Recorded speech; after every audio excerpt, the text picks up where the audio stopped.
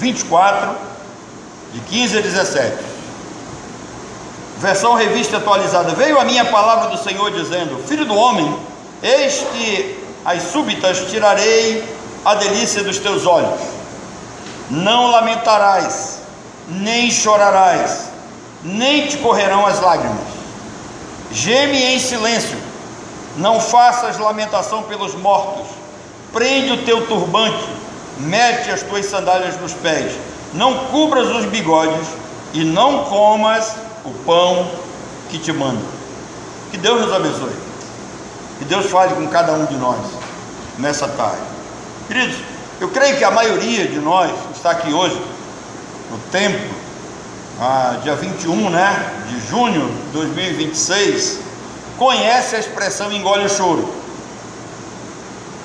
Eu creio que todos nós conhecemos essa expressão. A expressão engole o choro, ela é bastante usada no Brasil, e ela é uma ordem expressa para segurar as lágrimas, para não chorar, para engolir seco. Ou seja, engole o choro significa não chore, fique firme.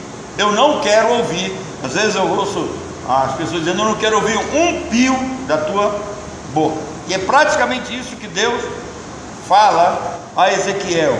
A expressão, ela é normalmente usada no Brasil quando alguém está prestes para chorar, e quem fala tem a intenção de conter a emoção e a sensação de dor ou até de tristeza daquela pessoa. Nossos pais usavam essa expressão de forma dura. Engole o choro era uma ordem para segurar a dor e as lágrimas. Agora, olhe para Ezequiel 24. Foi isso que Deus ordenou ao profeta diante da morte da sua esposa. O texto usa a expressão deleite dos teus olhos, e para justamente significar a importância que essa mulher tinha na vida de Ezequiel. Deus disse a ele: engole o choro. O fato não é apenas uma história pessoal, não é algo simplesmente que acontece na vida do profeta, na vida do sacerdote, na vida daquele que está liderando o povo de Deus, naquele que tem a incumbência de falar para o povo de Deus. Parece que no meio dessa situação, Ezequiel é o que menos tem culpa, mas o homem de Deus é o primeiro que sofre, é o primeiro que recebe o impacto. E em determinadas situações, Deus chama o seu profeta, o seu líder, aplica na vida dele aquilo que ele quer que o povo sofra e entenda, para que o povo aprenda a mensagem que Deus quer passar, a mensagem que Deus quer revelar e a forma como o povo está vivendo diante de Deus. Hoje nós vamos pensar sobre esse texto e ver o que essa ordem divina tem para nós como igreja. Ezequiel, ele é um homem especial, ele pertencia à família sacerdotal. A história vai nos dizer que ele era filho de Buzi. Ezequiel viveu o exílio babilônico, ele foi levado como escravo, cativo pela Babilônia em 590 a.C. Então essa mensagem já é uma mensagem bem antiga. Ezequiel atuava no meio do povo como um pastor espiritual. Ele olhava para os israelitas, e os israelitas estavam ali de alguma forma sofrendo, sentindo, porque eles haviam perdido praticamente tudo na vida. Israel perdeu a cidade, Jerusalém foi destruída, as casas foram destruídas, as pessoas perderam seus bens, e o templo, que aparece no texto como o deleite dos olhos de Deus, também foi destruído. E notem que aqui Deus pega a mulher de Ezequiel, que aos olhos de Ezequiel era o deleite dos olhos dele, e Deus vai matar essa mulher, e o templo foi destruído, que era o deleite dos olhos de Deus. Então a importância que a mulher de Ezequiel tem para ele, a mesma importância o templo tem para Deus. Nós temos vivido uma espécie de menosprezo ao templo. O fato de lermos nas escrituras e aprendermos que Deus não habita em templo feito por mãos humanas, não significa que Deus não se faça presente no culto, não significa que Deus não esteja aqui para nos abençoar, não significa que Cristo esteja entre nós. Lembra? Ele disse: eu estarei convosco todos os dias até a consumação dos séculos. Onde estiverem 2 ou 3 reunidos no meu nome, eu estarei no meio de vocês. Então Israel perdeu praticamente tudo que tinha, mas Deus está fazendo com que eles sintam essa perda, para que eles entendam o que Deus sente quando nós menosprezamos o próprio Deus, o seu templo, sua palavra e o seu próprio povo. E Ezequiel chamou a atenção em primeiro lugar para a idolatria. Quando a gente lê esse capítulo todo, quando nós lemos o capítulo 24 todo, nós vamos ver que o povo estava adorando outros deuses e praticava cultos pagãos, quebrando o primeiro mandamento. Tem uma expressão no hebraico em que os homens viravam as costas, para o templo, adorando a outros deuses, e isso, de certa forma, é uma afronta para a pessoa de Deus. Como ele disse, Deus não tem preocupação com os povos pagãos, a preocupação é com o povo de Deus, e Deus se ofende. Para Deus isso é uma espécie de traição, quando eles quebram o primeiro mandamento. A ordem o mandamento é que nós não podemos ter outros deuses diante de Deus. Significa que tudo que nós temos em termos de mais importante nas nossas vidas diante de Deus, isso significa idolatria, e nós corremos o sério risco de Deus tirar isso de nós. Então, ou seja, o Senhor deixou de ser prioridade na vida do seu povo. E aqui eu faço uma pergunta: qual é a prioridade na sua vida? Porque geralmente nós priorizamos emprego, nós priorizamos esposo, mulher, como o caso aqui talvez de que Ezequiel tivesse na sua mente aqui um apego, a mulher amada, a mulher dos sonhos, família. Então Deus aqui está chamando a nossa atenção para nós colocarmos diante dele, pensarmos o que é mais importante nas nossas vidas, o que nós temos como prioridade, se é nosso carro, nossa casa, nossos filhos, os nossos bens.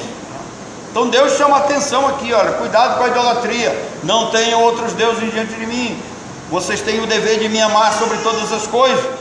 Ou seja, quando Deus deixa de ser prioridade na vida do seu povo, essa prática denota a quebra da aliança. Deus está dizendo: olha, vocês estão quebrando a aliança comigo, vocês estão virando as costas para o culto, para o templo, para as minhas ações na vida de vocês. Cuidado. Em segundo lugar, Ezequiel critica a injustiça social. Israel, como nação, estava de certa forma oprimindo o pobre, estava de certa forma mexendo na economia popular. As pessoas estavam ali mais voltadas para si mesmas do que propriamente para o povo em geral. E eu tenho mostrado para vocês nesses últimos dias essas duas linhas muito claras nas escrituras. Lembra? Acaso sou eu o guardador de meu irmão, Caim? A linhagem de Caim, ele não tem a preocupação com o outro, ele tem a preocupação com ele mesmo. Então nós temos um grupo de pessoas que vem dessa linhagem, um grande grupo de pessoas que eles sacrificam os outros para se dar bem, enquanto que os filhos de Deus se sacrificam para que os outros se deem bem. Esse é o propósito de Deus. O meu mandamento é esse, que vos ameis o quê? Uns aos outros. Manda quem ama faz sacrifícios. A Bíblia não trata o amor como esse sentimento de apaixonite, que os seres humanos desenvolvem. O amor na Bíblia é um amor que faz sacrifícios, é o amor que dá quando não se merece, é o amor que não cobra reciprocidade quando não é recebido. É nesse sentido. E aí Ezequiel leva essa mensagem para o povo, chama a atenção, e Deus está chamando a atenção, dizendo: olha, está acontecendo injustiça social, e o nosso país também está cheio de injustiça social. As nossas igrejas estão cheias de injustiças sociais. Irmãos, eu nunca vi tanto escândalo envolvendo pastores. Ultimamente eu tenho assustado até homens aos quais recentemente eu estava seguindo nas redes sociais, olhando algumas coisas lá, homens que têm o que ensinar, e de repente acontece estupro dentro de igrejas, os membros estuprando crianças em banheiros de igrejas. As coisas estão um absurdo, e no lugar de se tratar, no lugar de se punir, passa-se a mão por cima, as coisas continuam acontecendo normalmente, pastores abandonando suas esposas, né? Infelizmente, nós estamos vivendo nesse período da história. E quando Deus olha para a injustiça social praticada em Israel, 2 outros profetas já haviam sido levantados. Deus levantou Isaías, Deus levantou Jeremias, a fim de denunciar a opressão ao pobre e a corrupção dos líderes espirituais, daqueles que tinham a responsabilidade de comandar o povo, de conduzir o povo. Havia uma falta de amor gritante entre o povo, falta de compromisso com as leis, falta de compromisso com os princípios de Deus. A fé que era exigida para o povo servir ao Senhor também estava sendo deixada de lado. Era uma espécie de fé fingida, e aqueles que já haviam se distanciado estavam adorando a outros deuses abertamente. Então o povo estava desprezando a lei de Moisés, usando uma expressão dos nossos dias, na cara de pau. Os cultos estavam sendo ignorados, violava-se o sábado, que era santo para aquele povo. As mensagens de advertências eram ignoradas, eles não deram ouvidos à voz do Senhor. O povo desprezou, desobedeceu e até ridicularizou as advertências do Senhor. Os profetas foram perseguidos. Jeremias, por exemplo, ele foi hostilizado grandemente por anunciar a queda de Jerusalém. E quando Jeremias anuncia a queda de Jerusalém, tem um outro grupo de falsos profetas que disseram assim: isso não é verdade, não acreditem, Deus é amor, Deus é bondoso para todos, vai dar tudo certo, né? Fiquem tranquilos. E Jeremias estava dizendo: não acreditem nisso, vocês estão vivendo em pecado, a mão de Deus vai pesar sobre vocês. Não é diferente dos nossos dias. Observem quantos pregam prosperidade, quantos querem pregar a saúde financeira da população, e a cada dia que passa a inflação cresce, as pessoas se endividam mais, as coisas se tornam mais caras. Então o povo havia não só desobedecido a Deus, mas também havia praticamente abandonado o Senhor. Havia um culto que era puramente formal, um culto sem paixão. O abandono do templo era gritante, embora eles mantivessem algum tipo de ritual lá, mas aquilo parecia mecânico. Deus não estava aceitando. Faltava sinceridade, faltava arrependimento, e Deus, segundo a Bíblia, rejeitava os sacrifícios vazios que eles apresentavam sem mudança de vida. E o juízo de Deus, ele veio através de uma mensagem silenciosa. E aqui está o grande segredo da vida cristã, da nossa relação com Deus: é entender, é ouvir quando Deus está falando, é ouvir a voz de Deus. Deus fala de muitas maneiras através da sua palavra, e a nós cabe estar atentos para ouvir. Deus usou a dor pessoal de Ezequiel para ilustrar o juízo imposto ao seu povo. Após a destruição de Jerusalém e do templo, Deus mandou uma mensagem direta a Ezequiel. Em outras palavras, Deus matou a esposa de Ezequiel. Não sei como eu me comportaria, ou como um líder poderia se comportar quando Deus dissesse: olha, eu vou castigar o povo, mas eu vou matar em primeiro lugar a tua mulher. E a pergunta, né, que eu faço, que é: o que ela tem a ver com isso? Foi o povo que pecou? O problema é, lembra aquele princípio no povo de Deus: pecado de um é o quê? Pecado de todos. Então Deus matou a esposa de Ezequiel e foi mais longe. Deus ainda proibiu o profeta de chorar a morte da mulher amada. Deus disse para ele: tirarei a delícia dos seus olhos, mas não lamentarás. Imagine, irmão, Deus vai matar a esposa do profeta. O profeta vai ter que vivenciar isso, passar por essa experiência, e ele não vai poder lamentar, ele não vai poder chorar. O texto diz: nem chorareis, nem te correrão lágrimas dos olhos, é o que diz o texto no original hebraico. Ele não poderia expressar qualquer tipo de tristeza ou choro. O verso 17 diz: olha, geme em silêncio, não faças lamentação por mortos, prende o teu turbante mete as tuas sandálias nos pés, não cubras os bigodes, não comas o pão que te mando. Parece que diante de todo esse caos ainda tinha que passar fome. Difícil a situação. Assim como o profeta não pôde lamentar, não pôde chorar, não pôde sofrer, o povo não teria tempo mais para prestar cultos, não teria mais o templo para estar na presença do Senhor. O templo havia sido destruído. O silêncio do profeta, na realidade aqui, mostra o espelho da calamidade nacional. Quando o juízo chega, quando Deus pesa a mão, não há consolo para quem sofre. Quando a perda é grande, não há consolo, não tem como, sabe, absorver o impacto. Um dia eu vi um pastor contando uma história de que o filho dele havia saído de uma reunião de jovens e estava voltando para casa, e um sujeito bêbado atravessou a contramão e os carros deram de frente e só o filho dele morreu. O nome desse pastor, João Arantes Costa.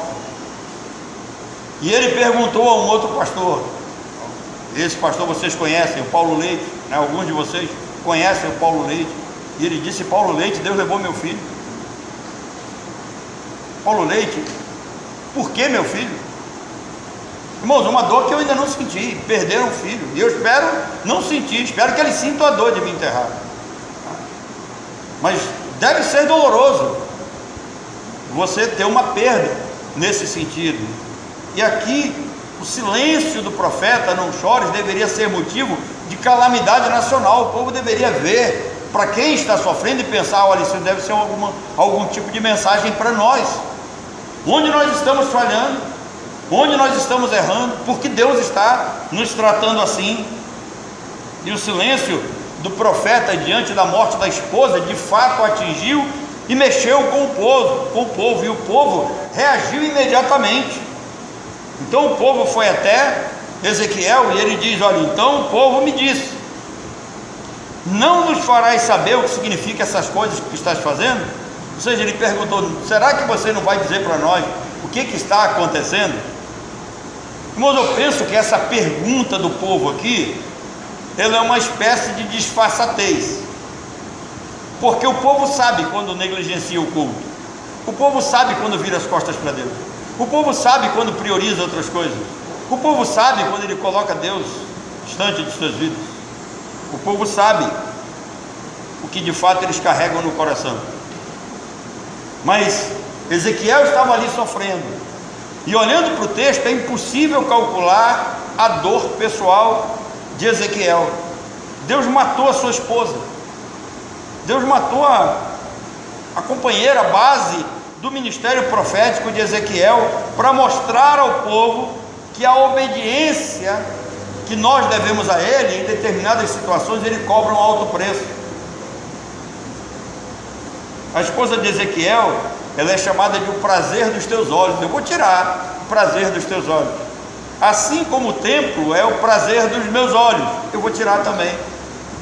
Então a mesma dor que Ezequiel sofre, Deus também sofre quando o povo menospreza o templo, quando o povo vira as costas para o culto, quando o povo deixa de se amar, quando o povo começa a olhar simplesmente para si mesmo, quando o povo não entende que pecado de um é pecado de todos, quando o povo não entende que nós somos um só corpo em Cristo, quando o povo começa a olhar individualmente cada um para si e espera que Deus cuide dos outros. Então, a mesma dor que Deus sente por um lado, o profeta está sentindo do outro, para mostrar para o povo, e em seguida o povo também vai passar pela mesma experiência. Deus está mostrando a profundidade da perda. Toda perda que é significativa para nós, ela é dolorida. E aí, queridos, isso nos faz olhar para que de fato a Bíblia tem homens diferenciados, porque Ezequiel obedece, ele não chora, ele não lamenta, ele não derrama lágrimas, ele obedece, ele sufoca a própria dor, ele engole o choro, e ele continua agindo como se nada tivesse acontecido. Sinceramente, eu não consigo compreender como um homem consegue proceder assim, a não ser com a assistência do Espírito Santo. Às vezes nós achamos que o Espírito Santo é coisa só do Novo Testamento. Não, irmãos. Como os homens se arrependiam no Antigo Testamento pela ação do Espírito Santo, como os homens eram sustentados no Antigo Testamento pela ação do Espírito Santo, como as pessoas eram renovadas espiritualmente pela assistência do Espírito Santo. Os homens não faziam isso na carne, os homens faziam isso pela assistência do Espírito Santo. E aí, se nós não conseguimos entender isso, que Deus exige de nós sacrifícios pessoais, Ele mesmo sacrifica aquilo que nós achamos que é importante nas nossas vidas. E Ele diz: veio a minha palavra do Senhor dizendo, Ezequiel 24, 21, dize à casa de Israel, assim diz o Senhor Deus, eis que eu profanarei o meu santuário, o objeto do vosso mais alto orgulho. Irmãos, o povo de Israel tinha orgulho do templo. Eu não sei se os irmãos lembram, mas tem um momento que Jesus está saindo do templo e os discípulos olham para ele e dizem: olha o templo aí, Senhor, você está vendo o tamanho do templo, a suntuosidade do templo, a beleza do templo? Então o templo sempre foi esse lugar da adoração, sempre foi o lugar da relação, ainda que tentem tirar isso de nós, mas o templo ainda é o lugar onde Deus nos alegra, o templo ainda é o lugar onde Deus fala pessoalmente conosco, é no templo que nós nos sujeitamos uns aos outros. Então Deus diz: olha, eu tirarei o objeto do vosso mais alto orgulho, a delícia dos vossos olhos e anelo de vossa alma, e mais vossos filhos e vossas filhas que deixastes cairão a espada. Aqui o povo se tocou. Quando Deus disse: vossos filhos e vossas filhas cairão a espada. Irmãos, nós não imaginamos isso. Mas eu desafio você a ler Deuteronômio 28. Veja lá o que Deus pode trazer na vida de alguém quando esse alguém não obedece, quando esse alguém prioriza algo que não é aquilo que Ele determinou para nós. Então a morte da esposa simboliza aqui a perda do templo, que era o prazer dos olhos, tanto de Deus quanto do povo. Israel confiava naquele edifício, sabia que no templo Deus ouvia orações, Deus recebia culto e oferta ali, e mesmo assim o povo havia se afastado do templo e da presença de Deus que habitava nele. Além da destruição da cidade santa, o templo, que era o símbolo da maior prova de fé daquele povo, também foi destruído. Mas a palavra mais dura de Deus é: vossos filhos e vossas filhas cairão à espada. Quando o coração está longe, quando se despreza o templo, quando se vira as costas para Deus, a casa de oração perde o significado, e até aquilo que nós temos de mais precioso pode ser tirado. O que você tem de mais precioso? Pense nisso. Carta aos Hebreus vai dizer para nós: horrível coisa cair nas mãos do Deus vivo. A partir do verso 22, Ezequiel ordena ao povo que cumpra também as ordens que ele recebeu. Então agora não é só Ezequiel que vai passar pela experiência, agora o povo é levado a passar pela mesma experiência. Ezequiel diz assim: fareis como eu fiz, não cobrireis os bigodes, nem comereis o pão que vos mando, trareis à cabeça os turbantes e as vossas sandálias nos pés, não lamentareis, nem chorareis, mas definhar-vos-eis nas vossas iniquidades, e gemereis uns com os outros. Assim vos servirá Ezequiel de sinal, segundo tudo o que ele fez, assim farei. Irmãos, é tão bom, é tão saudável e agradável quando nós, nos nossos momentos de culto aqui no templo, nós nos alegramos, como no domingo passado. A nossa comemoração no domingo passado, ótimo, alegria para todos nós, né? Pena que a nossa irmã Nilma não pôde estar conosco, né? Mas ela viu, ela até comenta, estava trabalhando, alguns foram privados disso, mas nós nos alegramos, saímos daqui felizes, né? Alegres, vendo que a boa mão do Senhor tem nos conduzido e tem nos abençoado, mas ao mesmo tempo, nós não podemos negar o fato de que, de certa forma, alguns têm tratado a casa do Senhor de forma relapsa. O culto parece que não tem mais aquele vigor, não tem mais aquela alegria, a gente não tem mais aquele prazer, parece que está faltando a gente voltar de novo à prática das primeiras obras, voltar ao primeiro amor. Nós precisamos voltar a ter entusiasmo, esse vigor de dentro de nós, alegria para a gente servir ao Senhor. Nós temos deixado que certas enfermidades, certos problemas tirem de nós o prazer e a alegria de servir o Senhor. Nós estamos lamentando quando não devemos lamentar. Somos ávidos para abrir a nossa boca e começar já de imediato a falar o que não devemos, a atacar uns aos outros.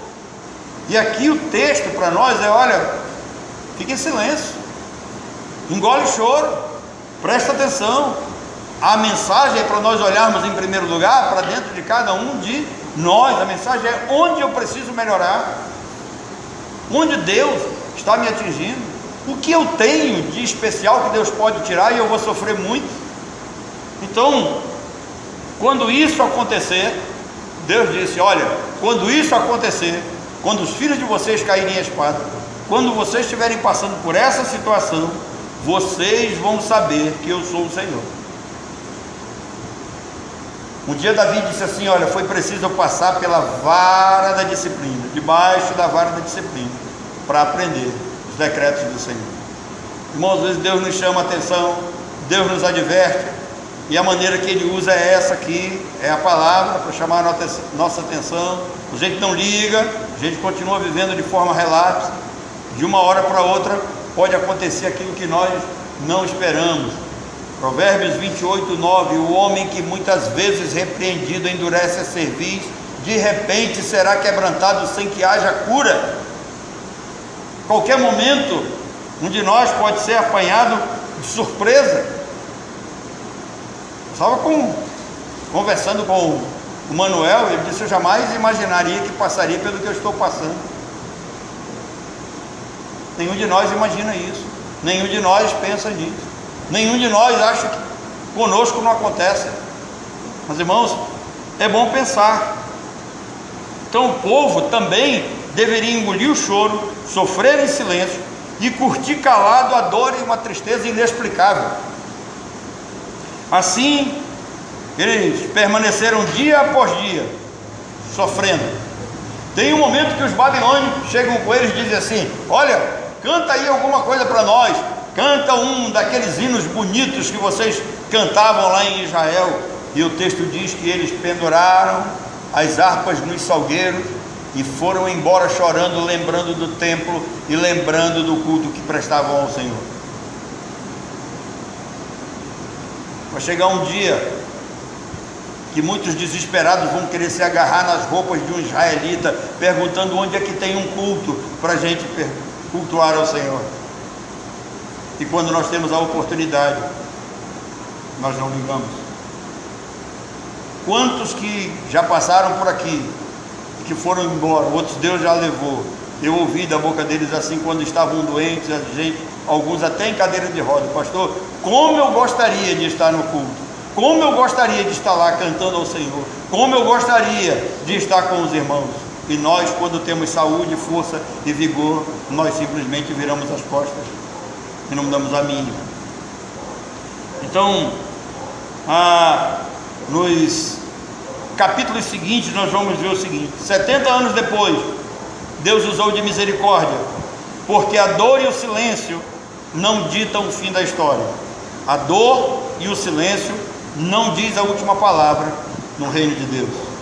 Nos capítulos seguintes, Deus promete restauração, e é aí que Deus vai dizer que Deus daria ao seu povo um novo coração, uma nova disposição de vida, um novo espírito para eles.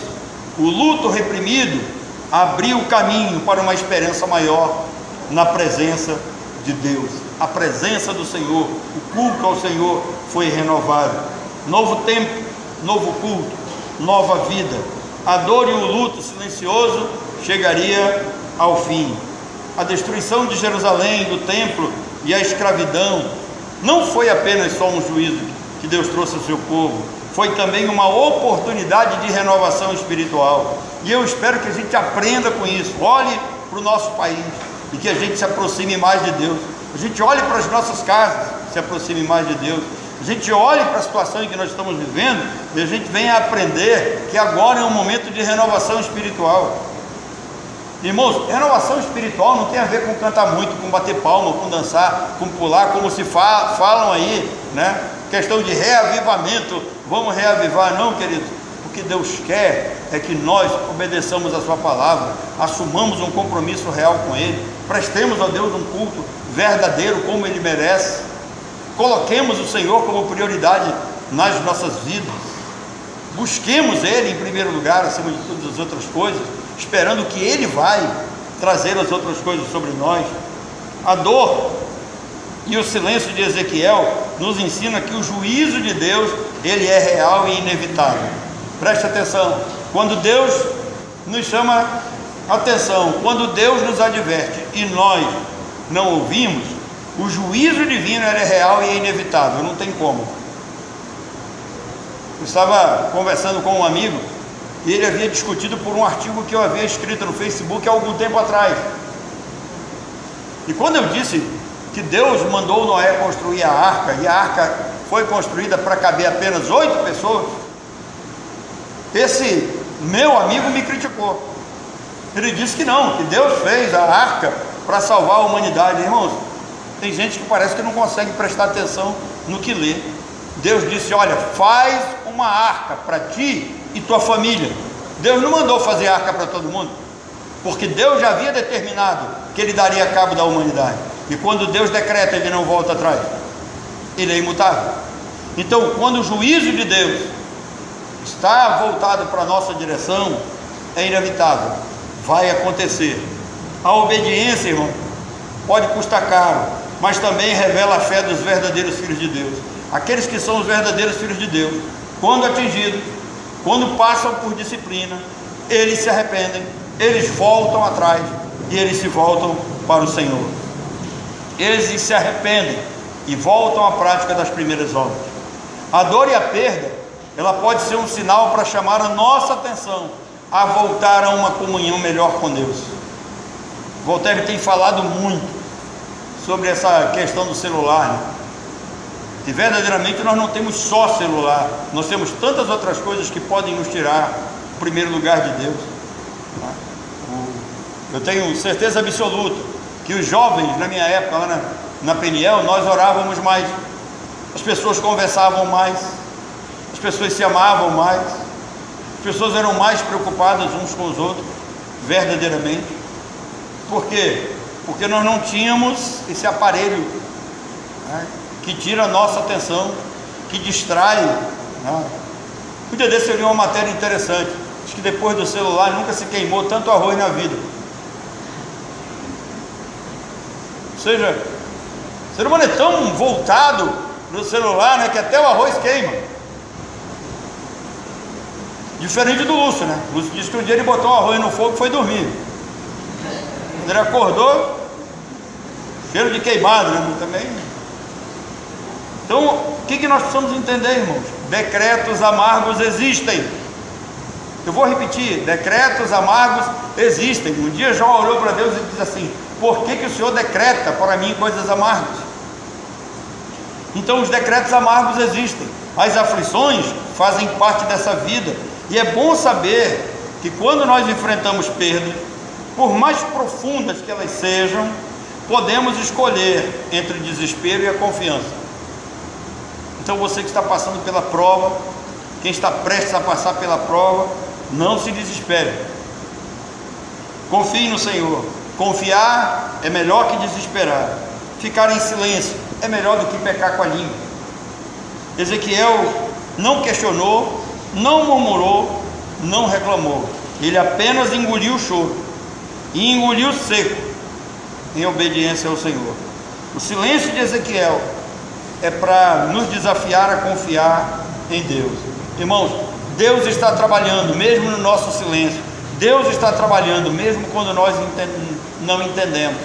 Deus está trabalhando mesmo distante dos nossos olhos. Que Deus nos abençoe. Que Deus nos faça olhar para a sua palavra e ver que essas lições podem ser para nós.